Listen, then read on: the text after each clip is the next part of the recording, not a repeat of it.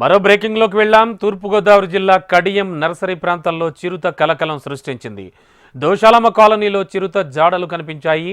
కాలి ముద్రల ద్వారా చిరుత జాడలను అటవీశాఖ అధికారులు గుర్తించారు. దీంతో పరిసర ప్రాంతాల ప్రజలు భయాందోళన చెందుతున్నారు.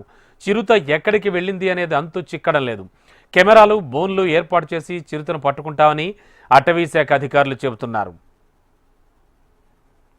3 డైరెక్షన్లు ఉన్నాయండి. ఒకటి గోదావరి, లేదా వెనకమల్ల అభయారణ్యంలోకి వెళ్ళటం, లేదా ముందుకి మండపేట మండలం లేదా ఆలమూరు మండలాలు నర్సరీలు ఎక్కడైతే ఉన్నాయో అది దాక్కునే దానికి అవకాశం ఎక్కడుందో ఆ ప్రదేశాలను వెతుక్కుంటూ దాని ప్రే బేస్ కూడా చూసుకుంటుంది. తిండి కనీసం 2-3 రోజులకు ఒకటి దొరికితే దానికి కుక్క కానీ పంది కానీ ఏది దొరికినా సరే అది 2-3 రోజులు మళ్ళీ ఎక్కడ కూడా దేన్ని చంపేదానికి ప్రయత్నం చేయదు.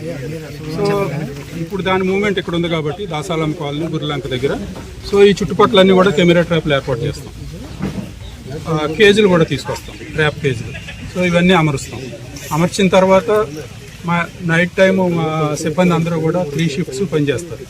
నైట్ టైం పెట్రోలింగ్ చేస్తారు. మేము ప్రస్తుతానికి తీసుకునే చర్యలు అవి.